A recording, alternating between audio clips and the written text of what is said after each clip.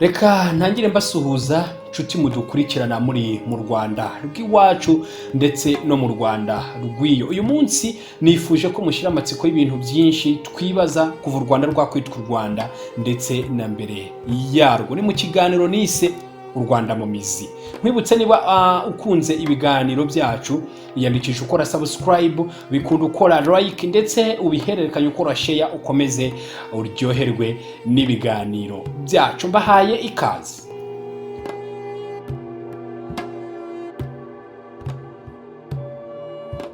U Rwanda mu mutima w'isi, igihugu amahanga avuga imyato, mu muco w'igihugu cyiza cyuje ubwema, kirangwa n'indangagaciro na kirazira mu muco wacyo, bishingiye ku myizerere, imitekerereze, imyitwarire, imyumvire ndetse n'imigirire y'abagituye.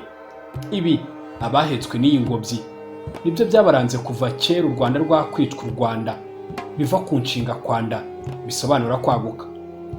Seka gasa n'iki Rwanda, rusekere rugubwe neza, rusenderezamo amahoro n'amahe, rutsindira ubusame n'ubusharire, rutsindira icyago n'icyagane, rutsindira nyamunsi n'intumwa yayo, rutsindira umwanzi wo mu kirambi n'umurozi uvuka ishyanga. Garika ibiganza tugabire, rugabo rwagisha maze twishyuke mu Rwanda. Iri ni isengesho ry'abakurambere dukomora ku murage wa bene Imana, aribo bene imigisha. Aha ni imbere y'u Rwanda, mbere y'igihumbi na 1991, aho ngiye gutangirira u Rwanda mu mizi y'uyu munsi. Nk'uko nabikubwiye hejuru, mbere y'u Rwanda, ahayinga mbere ya 1991, u Rwanda rwari ruyobowe n'abami bitwa ibimanuka.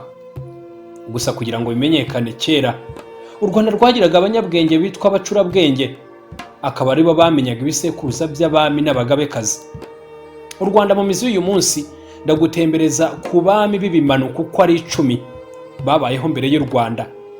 Nuko nyuma y'u Rwanda rwamara kwitwa u Rwanda, rukarema, rugahangwa ndetse rugaremwa na Gihanga wa mbere Ngoma ijana, wahanze inka n'ingoma ku murage yakomoye kuri Shyerezo Nkuba, akaba umwami wo hejuru utarigeze amanuka ngo abe yabarirwa muri ibyo bimanuka. Ese wakwibaza ngo ibyo bimanuka ni ibihe? Ibyo bimanuka rero ukaba ubibara uhereye kuri inkomoko y'abami n'abantu, ari we Shyerezo Nkuba wabyaye Kigwa byara muntu abyara Kimanuka, Kimanuka byara Kijuru, Kijuru abyara Kobo, Kobo abyara Merano, Merano abyara Randa, Randa abyara Gisa, Gisa abyara Kizira, Kizira abyara Kazi, Kazi abyara Gihanga, Gihanga ahanga inka n'ingoma, ahanga u Rwanda n'abanyarwanda. Ibi kandi nibyo byaduhaye umuco wo kuvuga ibisekuru dukomokamo.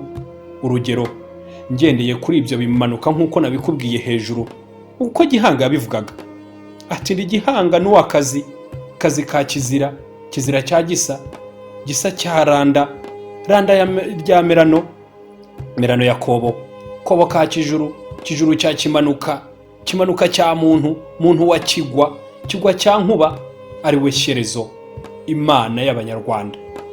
Reka ngushimire kuba twagiye tubana. Mwibutse ko ushobora gusiga igitekerezo cyawe ukagisiga kugira ngo ubutaha tuzabihereho tukubwira byinshi wibaza mu kiganiro u Rwanda mu mizi. Muhorane Imana mu Rwanda.